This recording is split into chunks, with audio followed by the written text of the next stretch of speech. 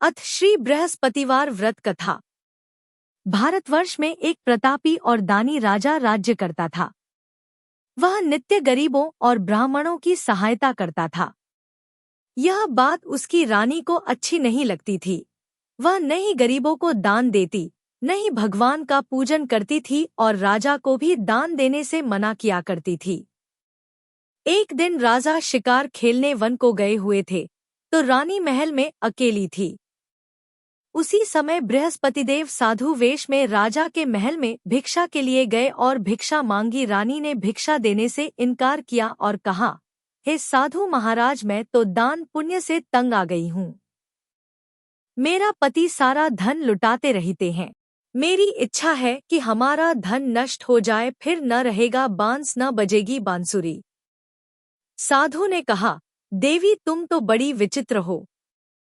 धन संतान तो सभी चाहते हैं, पुत्र और लक्ष्मी तो पापी के घर भी होने चाहिए। यदि तुम्हारे पास अधिक धन है तो भूखों को भोजन दो, प्यासों के लिए प्याऊ बनवाओ, मुसाफिरों के लिए धर्मशालाएं खुलवाओ। जो निर्धन अपनी कुंवारी कन्याओं का विवाह नहीं कर सकते उनका विवाह करा दो। ऐसे और कई काम हैं जिनके करने से तुम्हारा यश लोक परलोक में फैलेगा। परंतु रानी पर उपदेश का कोई प्रभाव न पड़ा। वह बोली, महाराज आप मुझे कुछ न समझाएं। मैं ऐसा धन नहीं चाहती जो हर जगह बांटती फिरूं। साधु ने उत्तर दिया, यदि तुम्हारी ऐसी इच्छा है तो तथास्तु। तुम ऐसा करना कि बृहस्पतिवार को घर लीपकर पीली मिट्टी से अपना सिर धोकर स्नान करना, भट्टी चढ़ाकर कपड़े धोना। ऐसा करने से आपका सारा धन नष्ट हो जाएगा। इतना कहकर वह साधु महाराज वहां से आलोप हो गए। साधु के अनुसार कई बातों को पूरा करते हुए रानी को केवल 3 बृहस्पतिवार ही बीते थे कि उसकी समस्त धन संपत्ति नष्ट हो गई। भोजन के लिए राजा का परिवार तरसने लगा।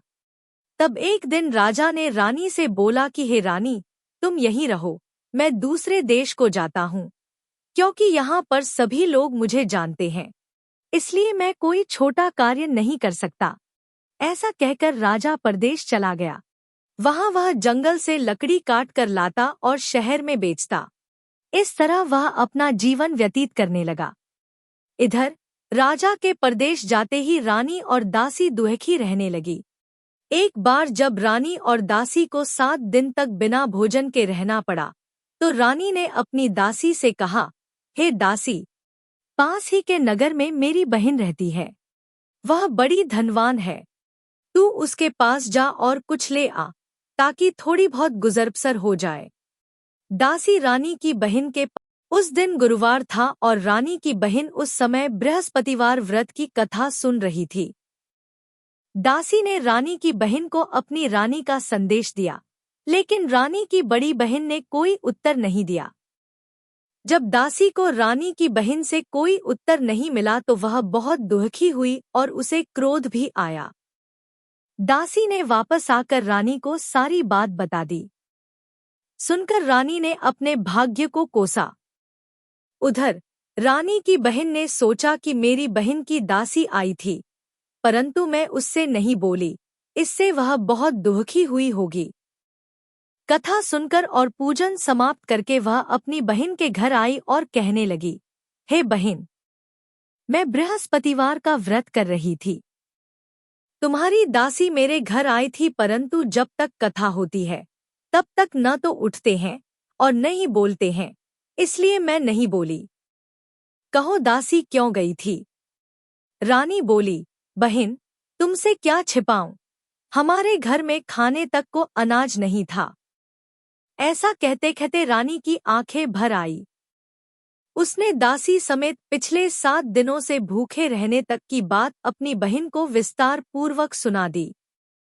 रानी की बहन बोली, देखो बहन, भगवान बृहस्पतिदेव सबकी मनोकामना को पूर्ण करते हैं। देखो, शायद तुम्हारे घर में अनाज रखा हो।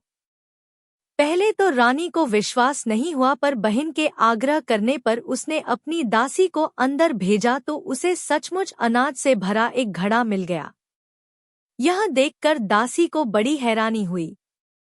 दासी रानी से कहने लगी, हे रानी, जब हमको भोजन नहीं मिलता तो हम व्रत ही तो करते हैं, इसलिए क्यों न इनसे व्रत और कथा की विधि पूछ ली जाए, ताकि हम भी व्रत कर सकें। तब रानी ने अपनी बहन से बृहस्पतिवार व्रत के बारे में पूछा। उसकी बहन ने बताया, बृहस्पतिवार के व्रत में चने की दाल और मुनक्का से विष्णु भगवान का केले की जड़ में पूजन करें तथा दीपक जलाएं, व्रत कथा सुने और पीला भोजन ही करें। इससे बृहस्पति देव प्रसन्न होते हैं। व्रत और पूजन विधि बताकर रानी की बहन अपने घर को लौट गई। 7 दिन के बाद जब गुरुवार आया तो रानी और दासी ने व्रत रखा। घुड़साल में जाकर चना और गुड़ लेकर आईं। फिर उससे केले की जड़ तथा विष्णु भगवान का पूजन किया। अब पीला भोजन कहाँ से आए, इस बात को लेकर दोनों बहुत दुखी थे। चूंकि उन्होंने व्रत रखा था, इसलिए बृहस्पति देव उनसे प्रसन्न थे। इसलिए वे एक साधारण व्यक्ति का रूप धारण कर 2 थालों में सुंदर पीला भोजन दासी को दे गए। भोजन पाकर दासी प्रसन्न हुई और फिर रानी के साथ मिलकर भोजन ग्रहण किया। उसके बाद वे सभी गुरुवार को व्रत और पूजन करने लगी। बृहस्पति भगवान की कृपा से उनके पास फिर से धन संपत्ति आ गई, परंतु रानी फिर से पहले की तरह आलस्य करने लगी। तब दासी बोली, देखो रानी, तुम पहले भी इस प्रकार आलस्य करती थी। तुम्हें धन रखने में कष्ट होता था, इस कारण सभी धन नष्ट हो गया, और अब जब भगवान बृहस्पति की कृपा से धन मिला है तो तुम्हें फिर से आलस्य होता है। रानी को समझाते हुए दासी कहती है कि बड़ी मुसीबतों के बाद हमने यह धन पाया है, इसलिए हमें दान पुण्य करना चाहिए, भूखे मनुष्यों को भोजन कराना चाहिए और धन को शुभ कार्यों में खर्च करना चाहिए, जिससे तुम्हारे कुल का यश बढ़ेगा, स्वर्ग की प्राप्ति होगी और पितृ प्रसन्न होंगे।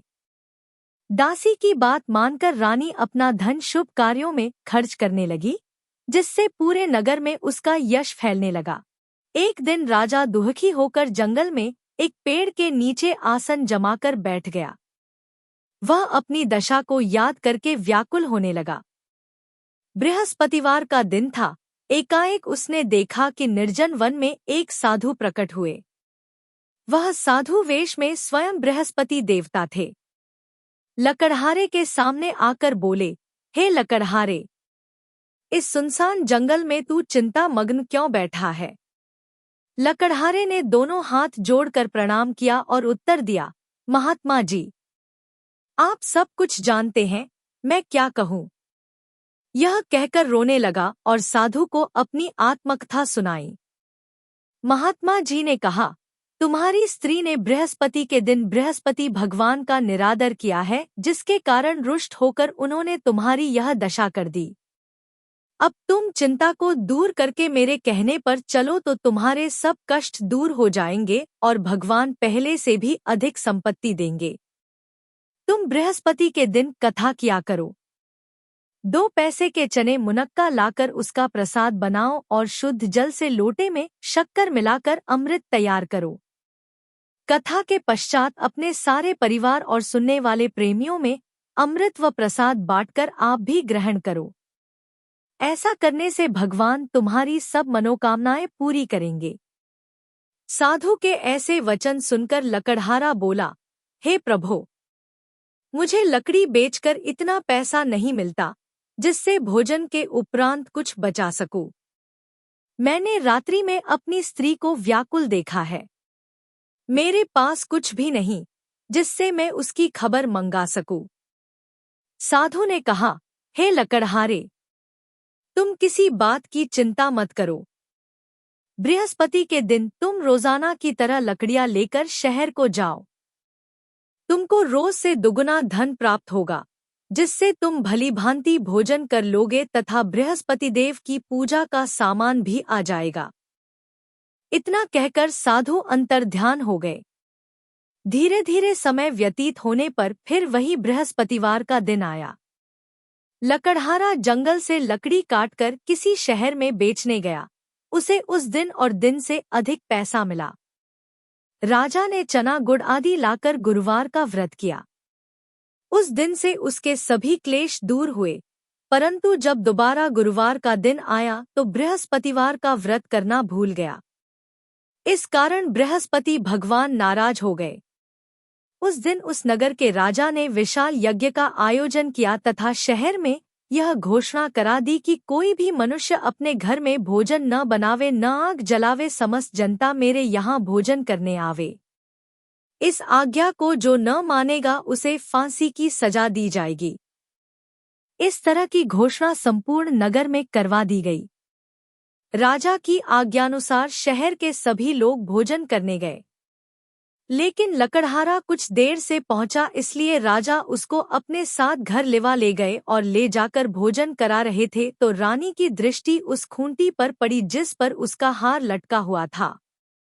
वह वहां पर दिखाई नहीं दिया।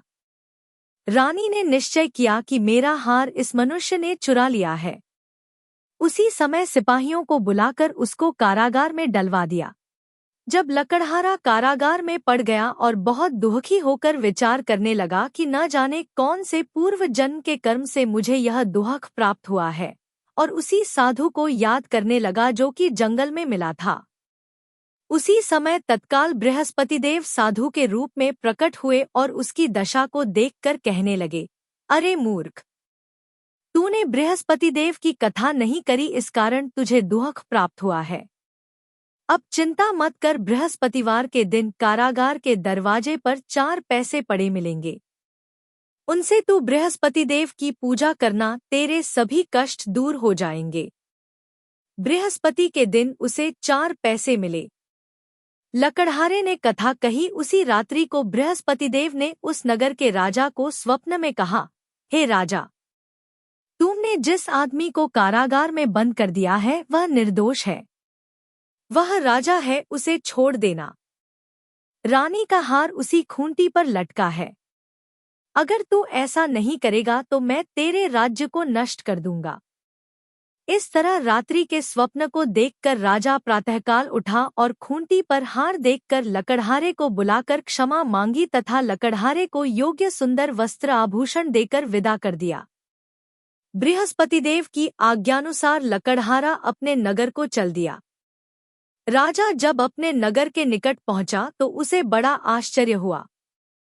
नगर में पहले से अधिक बाग, तालाब, कुएं तथा बहुत सी धर्मशाला, मंदिर आदि बन गई हैं। राजा ने पूछा, यह किसका बाग और धर्मशाला है? तब नगर के सब लोग कहने लगे, यह सब रानी और बांदी के हैं। तो राजा को आश्चर्य हुआ और गुस्सा भी आया। जब रानी ने यह खबर सुनी कि राजा आ रहे हैं तो उन्होंने बांदी से कहा कि हे दासी, देख राजा हमको कितनी बुरी हालत में छोड़ गए थे। हमारी ऐसी हालत देखकर वह लौट न जाएं, इसलिए तू दरवाजे पर खड़ी हो जा। आज्ञानुसार दासी दरवाजे पर खड़ी हो गई। राजा आए तो उन्हें अपने साथ लिवा लाई। तब राजा ने क्रोध करके अपनी रानी से पूछा कि यह धन तुम्हें कैसे प्राप्त हुआ है? तब उन्होंने कहा, हमें यह सब धन बृहस्पतिदेव के इस व्रत के प्रभाव से प्राप्त हुआ है। राजा ने निश्चय किया कि 7 रोज बाद तो सभी बृहस्पतिदेव का पूजन करते हैं, परंतु मैं प्रतिदिन दिन में 3 बार कहानी तथा रोज व्रत किया करूंगा। अब हर समय राजा के दुपट्टे में चने की दाल बंधी रहती तथा दिन में 3 बार कहानी कहता। एक रोज राजा ने विचार किया कि चलो अपनी बहन के यहाँ हो आवें। इस तरह निश्चय कर राजा घोड़े पर सवार हो अपनी बहन के यहाँ को चलने लगा। मार्ग में उसने देखा कि कुछ आदमी एक मुर्दे को लिए जा रहे हैं। उन्हें रोककर राजा कहने लगा, अरे भाइयों, मेरी बृहस्पतिदेव की कथा सुन लो।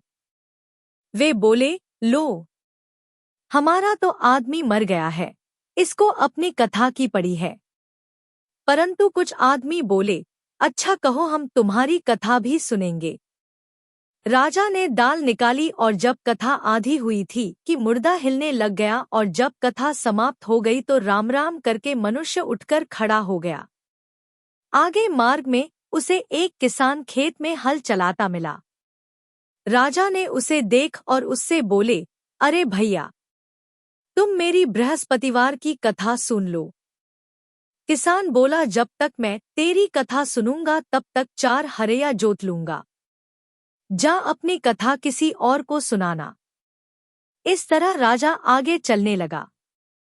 राजा के हटते ही बैल पछाड़ खाकर गिर गए तथा किसान के पेट में बड़ी जोर का दर्द होने लगा। उस समय उसकी माँ रोटी लेकर आई। उसने जब यह देखा तो अपने पुत्र से सब हाल पूछा और बेटे ने सभी हाल कह दिया तो बुढ़िया दौड़ी दौड़ी उस घुड़सवार के पास गई और उससे बोली कि मैं तेरी कथा सुनूंगी, तू अपनी कथा में मेरे खेत पर चलकर ही कहना। राजा ने बुढ़िया के खेत पर जाकर कथा कही, जिसके सुनते ही वह बैल उठ खड़ हुए तथा किसान के पेट का दर्द भी बंद हो गया।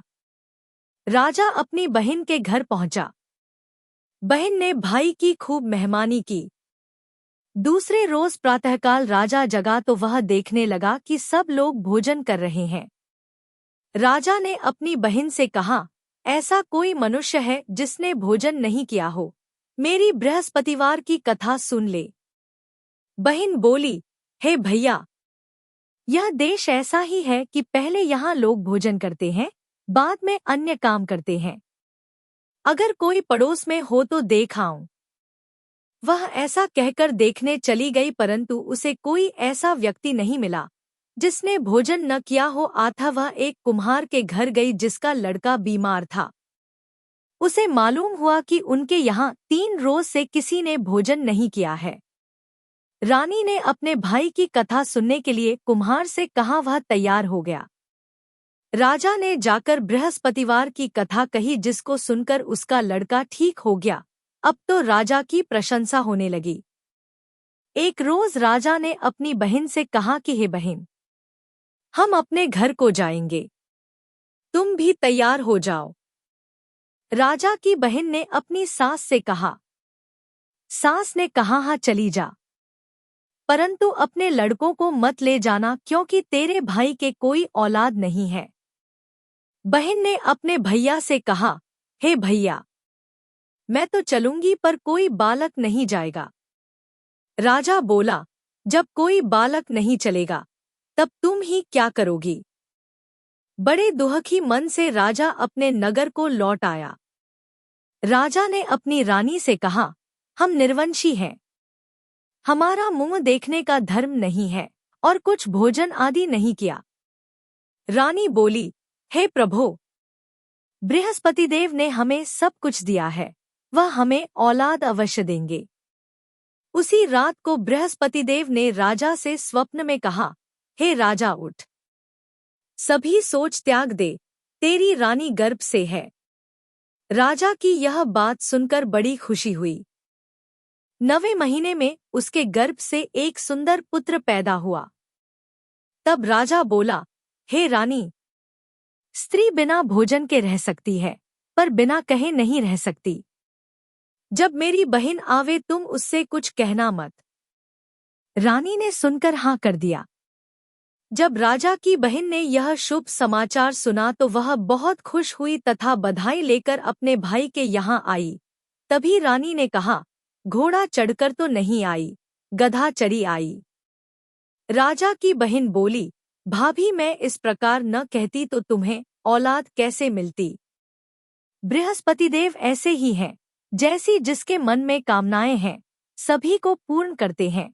जो सद्भावना पूर्वक बृहस्पतिवार का व्रत करता है एवं कथा पढ़ता है अथवा सुनता है, दूसरों को सुनाता है, बृहस्पतिदेव उसकी सभी मनोकामना पूर्ण करते हैं। बोलो बृहस्पतिदेव की जय। भगवान विष्णु की जय।